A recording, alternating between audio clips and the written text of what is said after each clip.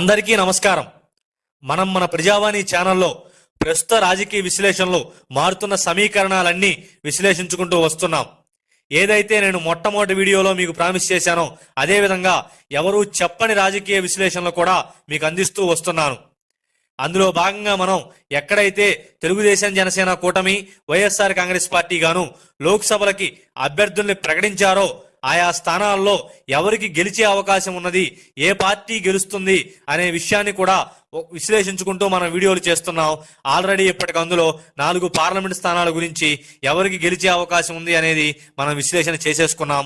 మరికొన్ని వీడియోలు కూడా త్వరలోనే విశ్లేషణలు మీకు అందిస్తాను.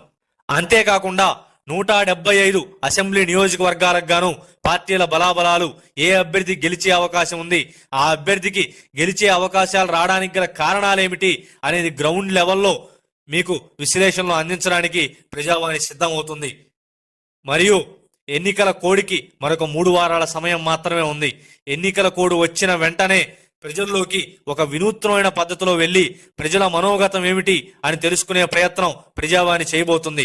మీకు కూడా ఎప్పటికప్పుడు దాని గురించి అప్డేట్స్ లైవ్లో మీకు అందించడం అనేది జరుగుతుంది.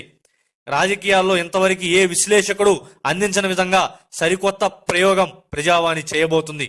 వీటన్నిటికీ కూడా మీరు మాకు ఇచ్చేటటువంటి మోటివేషన్ సబ్స్క్రైబ్ చేయడం, మరియు మా వీడియో నచ్చితే లైక్ అండ్ షేర్ చేయడం. దయచేసి మీరిచ్చే సబ్స్క్రైబ్ నాకు మోటివేషన్లా ఉంటుంది. ఇన్ని అధునాతనమైన కార్యక్రమాలు చేయడానికి నాకు ఎంకరేజ్మెంట్లా ఉంటుంది. దయచేసి సబ్స్క్రైబ్ చేసుకోండి. ఇలాంటి రాజకీయ విశ్లేషణల కోసం దయచేసి ప్రజావాణిని సబ్స్క్రైబ్ చేసుకోండి.